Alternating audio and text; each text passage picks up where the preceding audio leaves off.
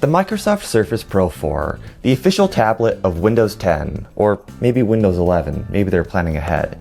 It's 11 years old now, and so is Windows 10, and this specific Surface is one you've almost certainly encountered at some point in your life. It likes to sit in the background, the invisible machine for clinic check-ins, traveling realtors, and taking notes for your one-on-one college classes. It's one of Microsoft's few hardware successes, but it didn't start out this way. This Pro 4 is an Intel Skylake CPU and can run any software a laptop could in 2015.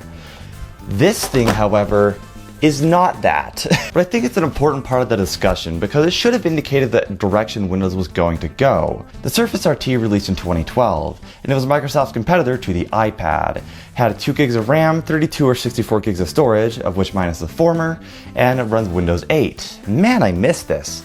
I was in middle school when Windows 8 came out, and our school taught us everything about how to use the new Start menu, Charm bar, and the Microsoft Store. And since my previous reference point was Windows XP, this was slick and refreshing. Most importantly, however, it was designed for a new era of touchscreen PCs. If you remember the 2-in-1 craze in the mid-2010s, that was a response to this. But I never got to put my skills to use because people seem to move so quickly on from Windows 8. Chromebooks quickly proved cheaper and easier for middle school IT infrastructure to maintain. But the Surface RT should have been in this race too. Educational settings would have benefited from a device that combined the functionality of a netbook with that of an iPad. Comparing it to the first Chromebooks, this thing has a much better screen, it was faster on average, and had the backing of an established operating system. But let's be honest, if you're watching a video about an old-ass Microsoft Surface, you probably already know that this thing absolutely does not run Windows 8. It runs Windows RT, and it looks exactly the same as Windows 8, except for one key difference: it cannot run any legacy Windows apps. And that's because they decided to choose an ARM processor for this device instead of an x86 one. And in 2012, the only option that made sense for ARM was Android. But Microsoft was determined to enter the mobile computing space with their own OS and their own app store, almost 3 years late to the party. This, and overall doubt about their mobile platform, led to a perpetual lack of app support, and as time passed on, Windows RT only looked more obsolete. Microsoft straight up stopped supporting Windows RT in 2017, and as of 2026, this thing is a brick. Unless all you care about is the free, outdated Microsoft App Suite, yeah, you can't really do much with this thing in 2026. But as a demonstration of Microsoft's lack of hardware-software coordination, this thing is an excellent example. They have a history of making things like this, whether that be the Zune, the Windows Phone, and the Microsoft Kin.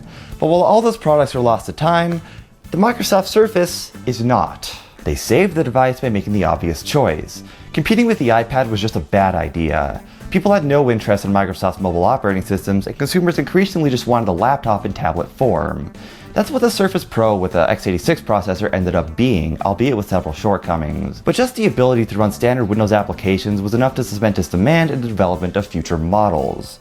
The Surface Pro 2 and 3 offered incremental upgrades like higher screen resolution, longer battery life, and the introduction of the Pro Type cover. And I really like this thing. It feels sturdy and firm, and typing on it is just like any other laptop.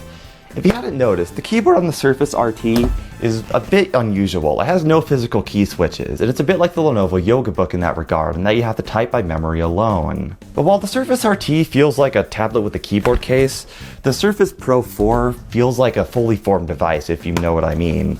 The keyboard and by and large the entire device would feel very familiar to any PC user in 2026. They really haven't fundamentally changed the design in over 11 years. Most notably, this device ushered in the Windows 10 era, the last version of Windows. Do you guys remember that?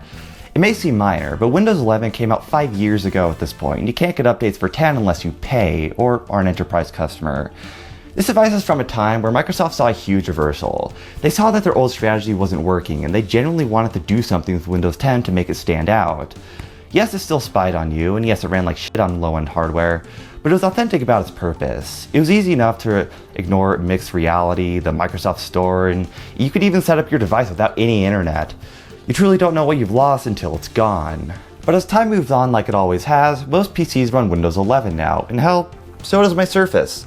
It offers more utility and it's better designed for a touchscreen with things like the large start menu and easy display mode changes. This is way smoother than Windows 10 ever managed. I guess you win some and you lose some. But now with a bunch of history out of the way, let's talk about the Microsoft Surface Pro 4. Mine is a higher end spec with a Core i7-6650U, it's a dual core by the way, 8GB of RAM and user upgradable 256GB of storage. I say user upgradable, but taking apart one of these things is infuriating. I accidentally cracked the screen on a parts device and ended up having to just pry it off like this. But yes, the SSD is otherwise in a standard NVMe slot. And yes, it does have a fan inside, and it's not exactly quiet either. I suspect mine has a bad bearing though. Under light loads, you'll virtually never hear it. Everyday performance is acceptable to me. It won't do some of the crazy stuff a MacBook Neo can pull off, but for multitasking, web browsing, and even light gaming, it's perfectly fine. And speaking of which, as budget builds would say, let's see how the Surface Pro 4 performs in the benchmarks.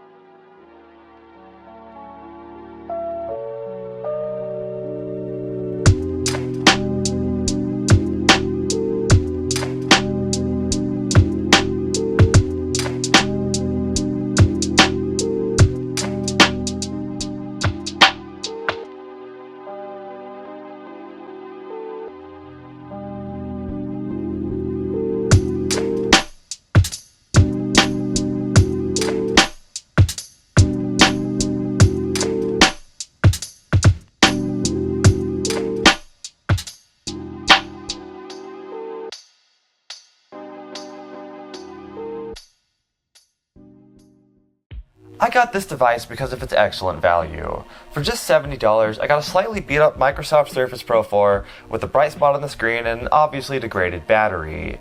But it's still a perfectly usable PC that's thin, light, and fast enough that you'd never notice its age in day-to-day use unless you need your battery to last all day. In terms of Windows tablets, there's essentially no competition at this price point. Every other option either has non-existent build quality, poor performance, or compromise like the keyboard or display quality. Microsoft finally got it right. The Surface is hardware doing exactly what it needs to and nothing less. Maybe the RT was too ambitious, but they landed on their feet here. And like I said, you've likely interacted with one at some point, especially in American offices or education centers. Its impact on the world cannot be understated. Maybe you don't need the newest iPad or Surface device. Maybe you can live with less. And in living with less, you learn to see the details of that experience. The path we took to get from here to here. It helps put so much of Microsoft's brand strategy during the period into context as well. Because at least there's excitement over the fact that the next Surface device would be much better than the next one. And of course the functional unification that Windows 8 promised and under-delivered on. But I don't feel like we have that anymore. It's really hard to get excited about most tech trends these days because AI is kind of just scary and bad for the world. But taken in context or not, the Surface Pro 4 is still surprisingly competent and usable today, and will likely be usable into the future. This is Everlyn Media, out.